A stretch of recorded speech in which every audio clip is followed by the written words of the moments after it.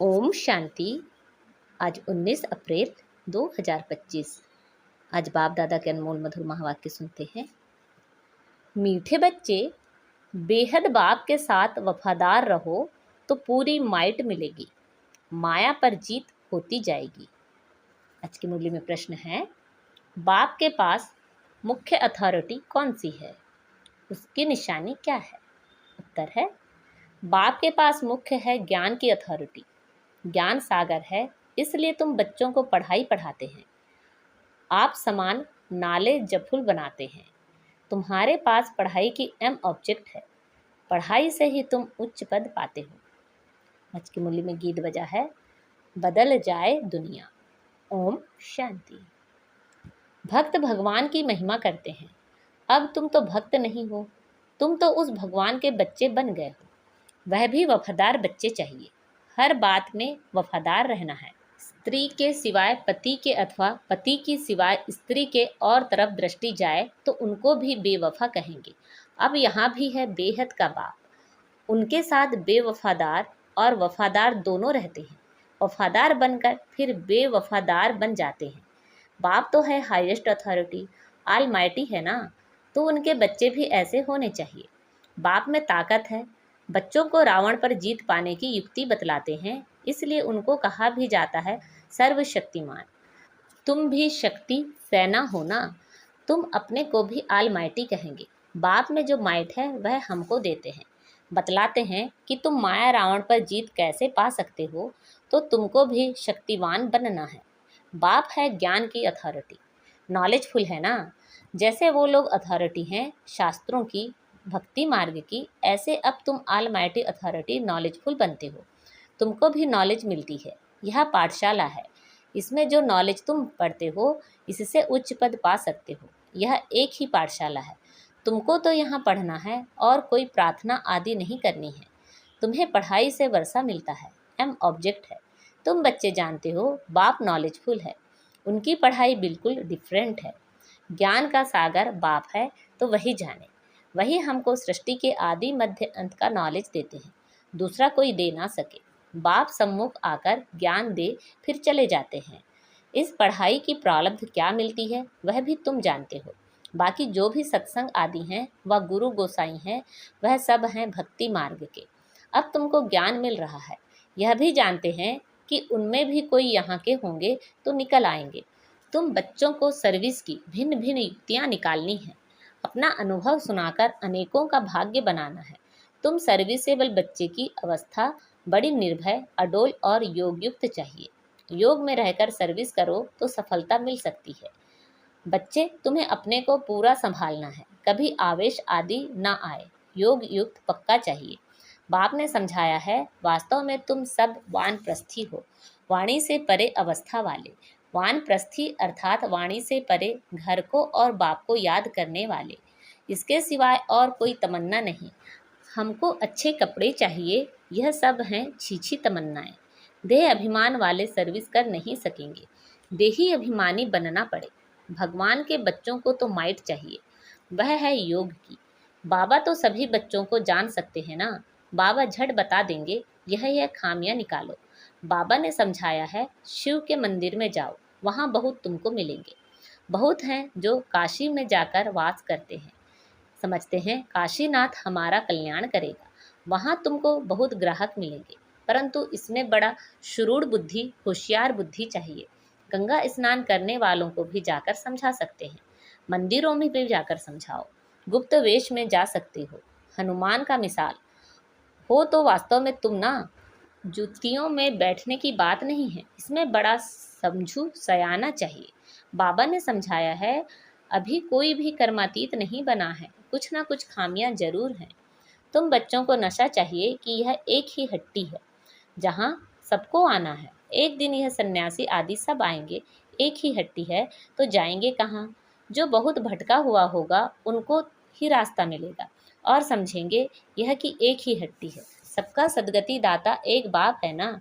ऐसा जब नशा चढ़े तब बात है।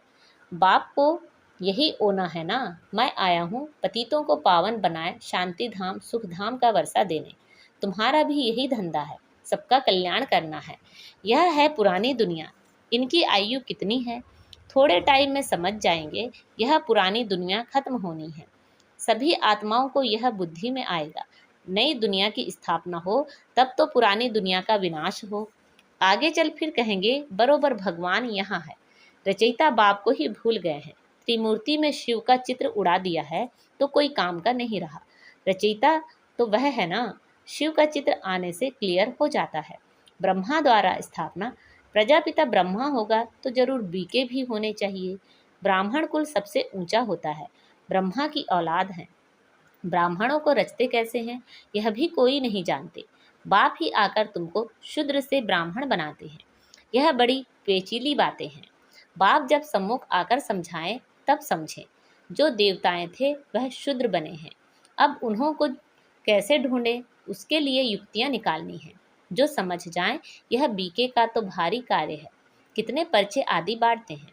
बाबा ने एरोप्लेन से पर्चे गिराने के लिए भी समझाया है। कम से कम अखबार जितना एक कागज हो, उसमें मुख्य पॉइंट्स सीढ़ी आदि भी आ सकती है। मुख्य है अंग्रेजी और हिंदी भाषा। तो बच्चों को सारा दिन ख्यालात चल रहनी चाहिए, सर्विस को कैसे बढ़ाएं। यह भी जानते हैं ड्रामा अनुसार पुरुषार्थ होता रहता है।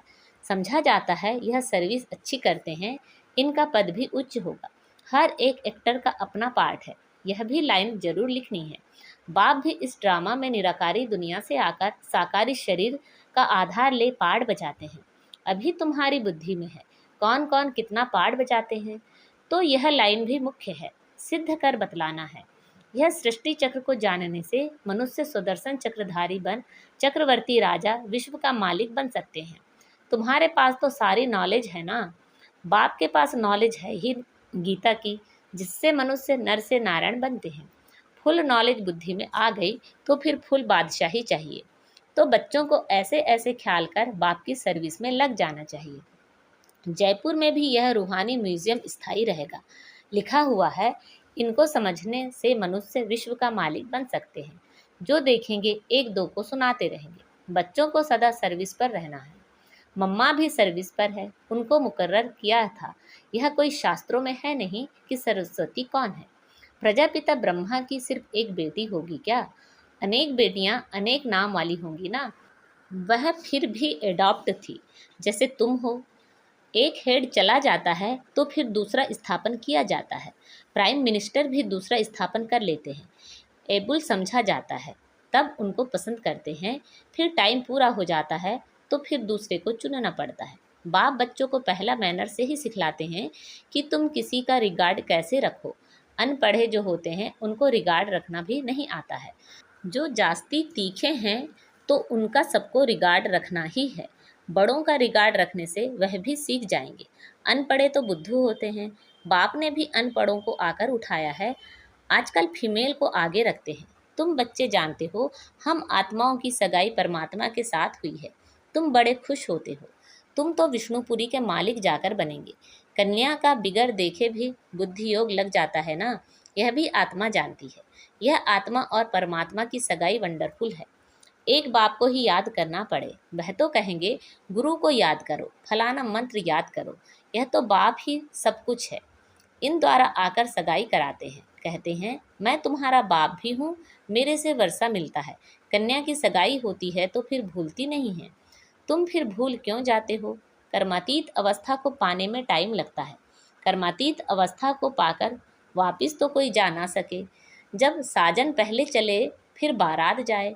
शंकर की बात नहीं, शिव की बारात है।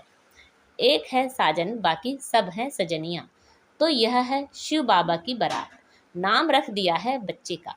दृष्टांत दे समझाया जाता है। बाप आकर गुलगुल बनाए सबको ले जाते हैं।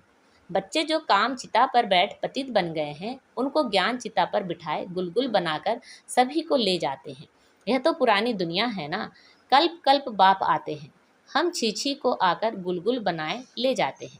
रावण छीछी बनाते हैं और शिव बाबा गुलगुल बनाते हैं। तो बाबा बहुत युक्तियाँ समझाते रहते हैं। अच्छा, मीठे मीठे सिखिलते बच्चों प्रति माता पिता बाप दादा का याद प्यार और गुड मॉर्निंग। रूहानी बाप की रूहानी बच्चों को नमस्ते। हम सब रूहानी बच्चों की रूहानी माता पिता बाप दादा को याद प्यार गुड मॉर्निंग और नमस्ते। आज की मुरली से धारणा के लिए मुख्य सार हैं। खाने पीने की छीछी तमन्नाओं को छोड़ देही अभिमानी बन सर्विस करनी है। याद से माइट शक्ति ले निर्भय और अडोल अवस्था बनानी है। जो पढ़ाई में तीखे होशियार हैं उनका रिगार्ड रखना है। जो भटक रहे हैं उनको रास्ता बताने की युक्ति रचनी है। सबका कल्याण करना है।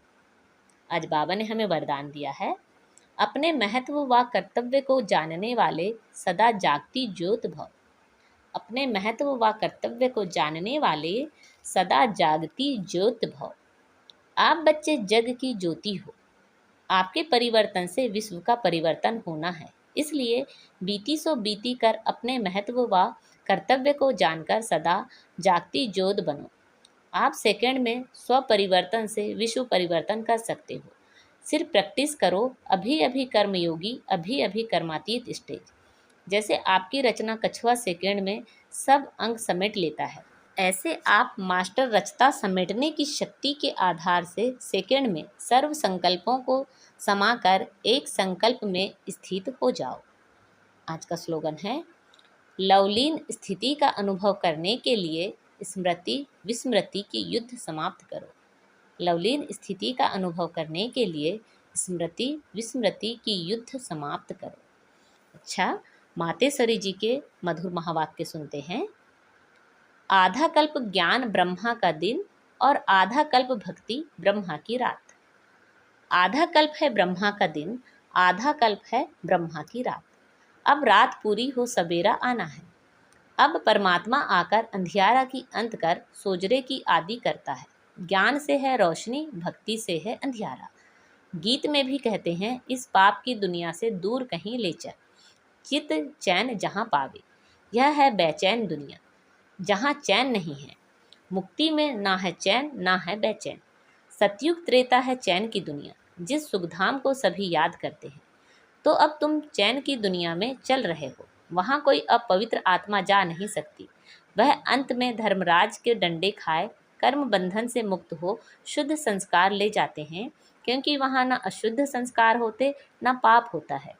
जब आत्मा अपने असली बाप को भूल जाती है तो यह भूल भुलैया का अनादि खेल हार जीत का बना हुआ है। इसलिए अपने इस सर्वशक्तिवान परमात्मा द्वारा शक्ति ले विकारों के ऊपर विजय पहन 21 जन्मों के लिए राज्य भाग ले रहे हैं। अच्छा, ओम शांति। अव्यक्त इशारे। कंबाइंड रूप की स्मृति से सदा विजयी बनो। मुझ रूह का करावनहार वह सुप्रीम रूह है। करावनहार के आधार पर मैं निमित्त करने वाला हूँ। मैं करनहार, वह करावनहार है। वह चला रहा है, मैं चल रहा हूँ। हर डायरेक्शन पर मुझ रूह के लिए संकल्प, बोल और कर्म में सदा हजूर हाजिर है। इसलिए हजूर के आगे सदा मैं रूह भी हाजिर हूँ। सदा इसी कंबाइंड रूप में रहो। अच्छा, ओम शांति।